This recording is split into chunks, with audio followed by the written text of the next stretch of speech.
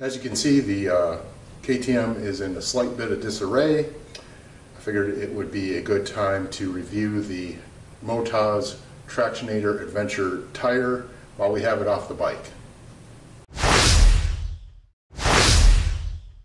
The comments and opinions in this video are my own, based on my experience with the product. I was not paid by any manufacturer or retail outlet to make this video. I purchased this product with my own money. I chose this product using my experience based on my own research. Please do your own research. I am not a professional reviewer or journalist. So this is the MotOz Adventure Tractionator tire in 150, is 18 150 70. I don't know how you read that. 150 70 18. Tubeless. It has about 3,500 miles on it, just past the about halfway point that seems like everybody is getting, and that would be by tread depth. I would say that is probably pretty fair. I would say 5,000 to 6,000 miles on this tire will work just about right. As far as performance wise, it does really well on and off road. It's not a sport bike tire, and it is not a full-on knobby. However, it will get you there, and it is not, I don't find it scary on pavement, even in well leaned over corners. And off-road, it just, you can't, I don't think you can beat it. It performs really well in all conditions off-road: sand, rock, dirt, hill climbs, downhills, you name it. It does really well for a big bike off-road. If you want to put this on yourself at home, now I'm sure I'm going to get comments, oh, I put it on, it was easier than putting on a knobby on my dirt bike and this and that. Well, you're a hero, and good for you. However, I had difficulty getting it on. I've put on hundreds of tires before, and this has such a stiff sidewall that I broke a tire iron trying to get this thing on. I even took it to, there's a cycle gear not too far from me, and I had them try to get it on, and they struggled to get it on. In fact, when I was putting it on, the KTM has a inner liner that makes this tubeless, and I ended up poking the inner liner and having to replace that. So if I go with another one of these, I will have it put on by a shop. So it's not a tire that I can put on myself, and that kind of takes a little bit away from it. Tire is very expensive. It's $200 or over for this tire size. This is the most expensive tire size, which makes sense. It's the largest. A set, I just checked on a set to replace this. So if I want to go with front and rear, which I haven't had the front yet, front and rear is over $300. So that kind of detracts a little bit from it for me. I'm kind of on the fence whether I will replace this tire with another MotOz. The reason why it's off the bike right now is that I had a flat on a trip, and now I did notice a nail in it. I figured I could get to a service station prior to it going flat, which I did, but the service station had no air, and from what I understand, or from my experience at this point, that would not have helped me. It went fully flat at that point. I lost the bead on the tire. I did not bring a ratchet strap with me, and that I don't think would have helped me either. So I completely lost air, lost the bead, and I was in the middle of nowhere. So I ended up having a tow company take me back home, the 348 miles back to my house. I don't think there's anything I could have done in the field. If I could have caught it, which I bought a Dynaplug system, which I think that might help, but with a standard plug type of repair kit, the air would have gone. I was in the middle of a forest, and if I lost the air, I would have lost the bead, I'm pretty sure. and then I would have been completely screwed. At least I was on pavement where I could get to a service station and get recovered from there. And I'm saying this, and you can say that you've repaired tires on the side of the road or whatever. Whatever, you can type whatever you want. Once I got this thing back, I tried to get it aired back up and the bead reseated, and that did not happen.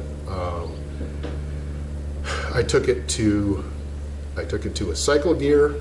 I took it to a local motorcycle shop, a premium motorcycle shop locally that I actually bought the bike from, and I also took it to a automotive tire shop and had them try to reseat the bead. They've got super air at those places. They do truck tires and stuff like that. They could not get the bead to reseat. I tried the aerosol method, using aerosol underneath the bead of the tire and then popping it up. That didn't set it. What it ended up taking was leaving it in the sun for 2 days and a heavy-duty ratchet strap attached to it, and I reefed the heck out of the thing. That still was not complete. I ended up having to take a dead blow hammer. So I had the ratchet strap on there, and I went around the entire rim, getting it to seat while feeding it air, and then continually ratcheting up the strap. I finally, after working on it for about an hour and a half, after 3 shops worked on it, I finally got the bead to seat, and it's holding air just fine. Shout out to Dynaplug, because I did pick up a Dynaplug just to test it on this, because I was going to trash the tire at that point. I set the Dynaplug in there when the tire was empty, and it is holding air. Great little system. I think for the issues with this tire, I can pull the obstruction out and jam one of those in without losing the entire air in the tire. So I'm on the fence as to whether I will replace this. It is a great working tire. It does well everywhere.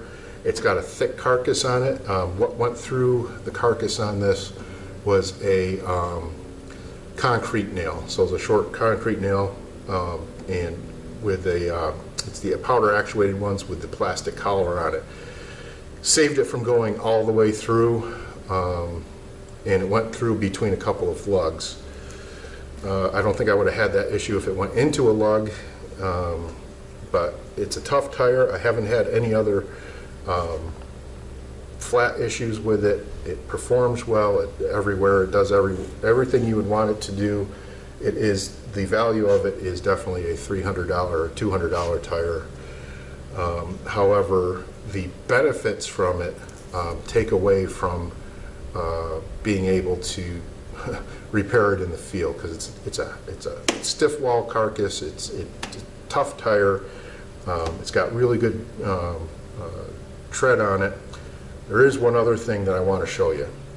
Now, this is another reason why I'm probably not going to purchase another MotOz. As you can see, the crack right by the lug. This is not just terribly distressing to me. I don't think it's a real safety issue at this point. It does not penetrate down to the plies. I don't think it's going to get much worse than that, but it is cracking around the lugs. There's probably about 10 places where it has cracked right near a lug. Hope you can see that on the camera. I'll monitor it and see if it gets any worse.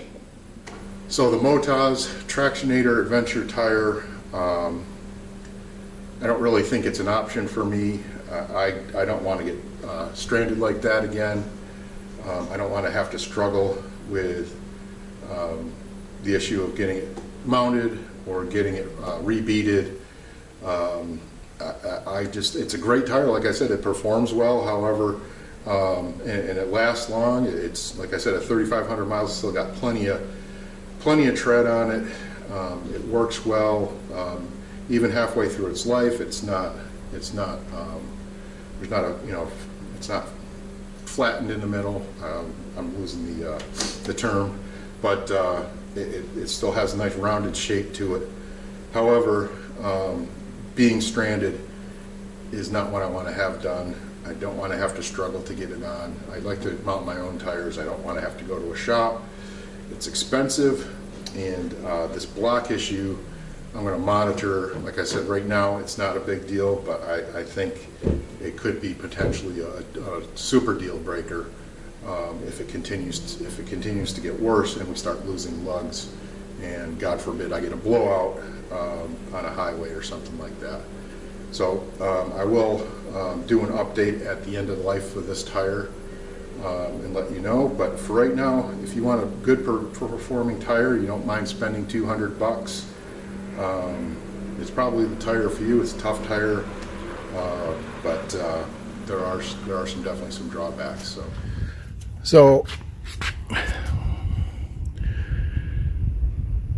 final on this thing, 3,550 miles or so, and if you can look right there, just about one side or the other, let's get this over in the sun on this side, is cracked at the bottom. It's just about probably 3/4 of them, I guess, is either one side or the other. It's cracked at the bottom, and when the tire heats up, there's probably a good 1/8 of an inch, I guess that's like 2 or 3 millimeters gap. These things open right up, and I don't feel safe riding it anymore. Don't know why it's cracked like that. There's plenty of tread life left in the tire.